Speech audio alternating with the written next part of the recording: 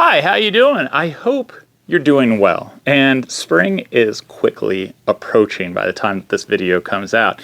And last week we did a video on an air mattress, not just any air mattress, an Abercrombie & Fitch air mattress, which at the end of this video, you should check it out if you haven't seen it already. I'll post it up top here at the end of the video and also put it in the description box below, because sleep is important when we go camping. And if you are ramping up for the camping season, if you haven't done so already and kind of figured out what your bedding system is, now's the time to do it, because it is quickly approaching. It's getting warmer here in Ohio. We're having less and less snow.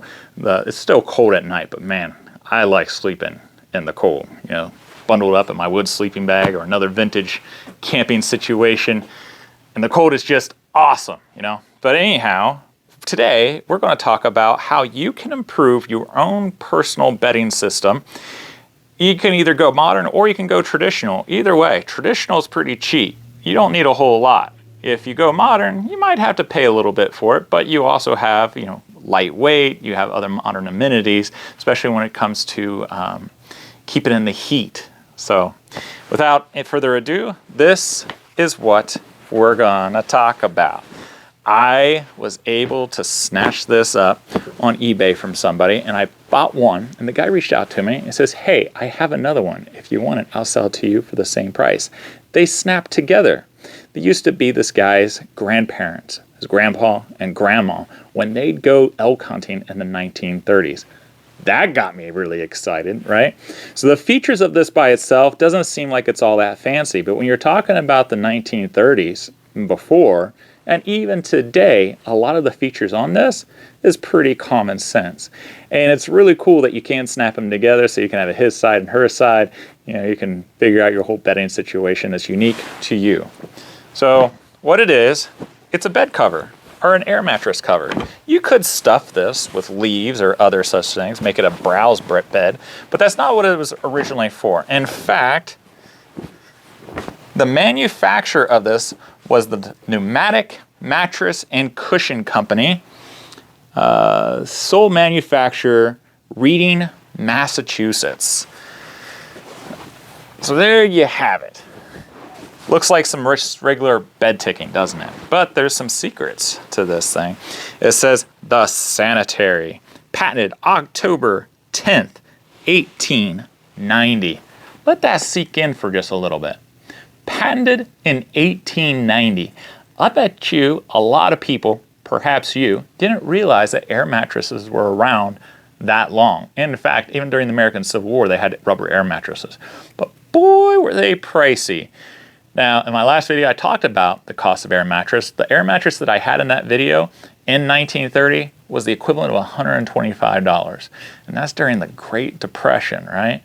So it would have been a pretty sweet luxury for someone to buy at that point. Or even if it wasn't during the Great Depression, still $125 is a lot to invest in a piece of camping gear that most people, the average person, doesn't go camping but maybe once or twice a year, right? Unless you're like me and you just love it, right? Which if you do love it, I'm going to plug something here really quick. You should check out the Campcrafters Guild, because it's full of people that love camping, backpacking, bushcrafting, just anything that's outdoor adventure related. You can check it out, www.honorableoutfitters.com/join the guild, and we have a monthly challenge. Every month we have a monthly challenge, and we'd love to see you on there and participate with us. But getting back to this, okay, so it is basically a bed tick, right?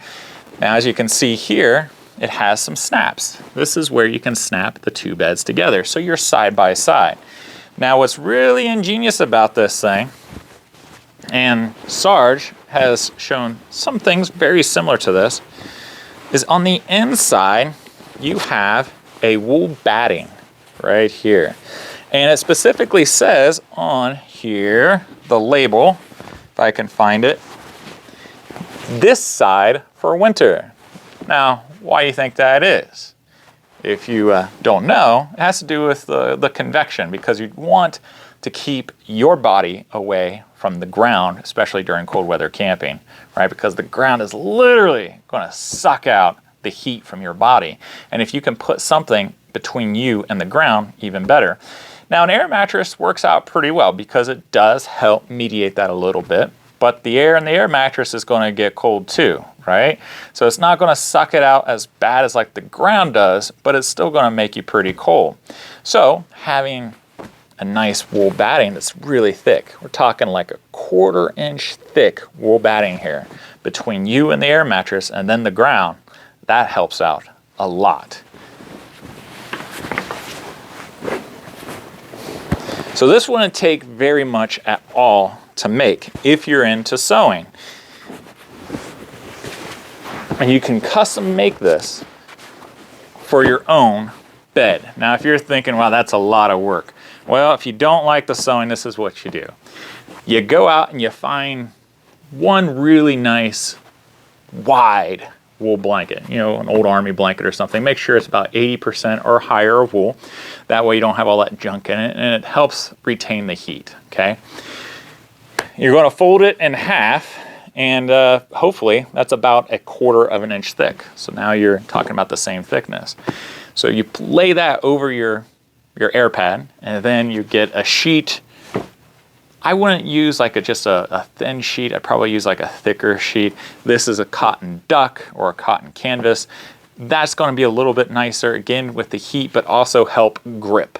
Because if you've never slept on an air mattress, you kind of slip and slide a little bit. So anyhow, you put your sheet or whatever cloth you're going to use over top of it and wrap it underneath, kind of package it like you would a birthday gift, and now you have yourself a homemade bed tick that's inspired from 1890 at the very least, right? So this is pretty cool. I don't know if I'll see another one like this. I've never seen another one like it before, and it's just one of those things, when you see them, you have to grab them, otherwise you never know if you ever see one again. So anyhow, let me know if you like it, if it helped you, if it inspired you, giving you some ideas or something like that.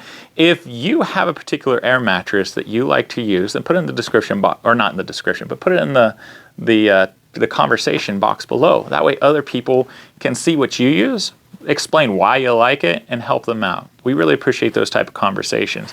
If there's a particular air mattress cover that you like to use, then put that in the chat box as well. I'm really obsessed right now with my Haven tent setup, and I also bought their mattress cover from Haven Tents. Now I am an affiliate, but I gotta admit, like when I used it at the Klondike Derby, got down to -8 degrees at night. I was pretty daggone comfortable. And the nice thing about it, not only did it help with the heat aspect of it, but it also shut down the noise of the crinkling of the air mattress quite a bit, which can be a pain in the butt for a lot of people, depending on what kind of air mattress. I don't think I've ever found an air mattress yet that doesn't crinkle and make some noise as you're moving around. It's just part of the curse of it all. But, you know, it did help. So, again, that's in the description box below in case you'd be interested. Again, I am an affiliate. If you purchase it from me, it helps me out. But always shop around, you know, on Amazon or what have you, and try to get your best deal. And again, check out the conversation box below and see what other people are using. And don't forget to add your own tidbits of information. Now, I already suggested that you guys get on the Camp Crafters Guild. It's a great community. I strongly suggest it. I'd love to see you on there and participate in the challenges. We have a lot of fun and great conversations on there. And it's not like other social media. You may think it is, or like an old school forum. It's not. It's way better, a lot more features to it than just that. But I wouldn't be doing my job if I didn't tell you about the Press and Mess Kit. So I'm trying to get 500 people to sign up for one of these things. This is the original Press and Mess Kit from the early 20th century. It was designed by an Army officer, and if you look in the description box, there's a link to the sign up. It's not a commitment. It's just an interest. Hopefully you're interested enough to commit once we get at least 500 people, but nonetheless, on there, there's also the historic write-up from my website, www.honorableoutfitters.com. And this thing does everything. It's got the skillet, the plate, the canteen, and the cup. So it's all in one. Awesome kit. It's lightweight. I love it. You'll love it. I know it for sure. So check that out. We'd really appreciate it. Now, if you'd like to see the video about the Press and Mess Kit, then check it out here. It'll show you all the nitty-gritty details. If you'd like to see more videos about vintage and historic camp crafting, then check out this awesome playlist here. Hope you guys have a wonderful week. Give a kiss and hug to your loved ones, and I'll see you guys next time. Take care.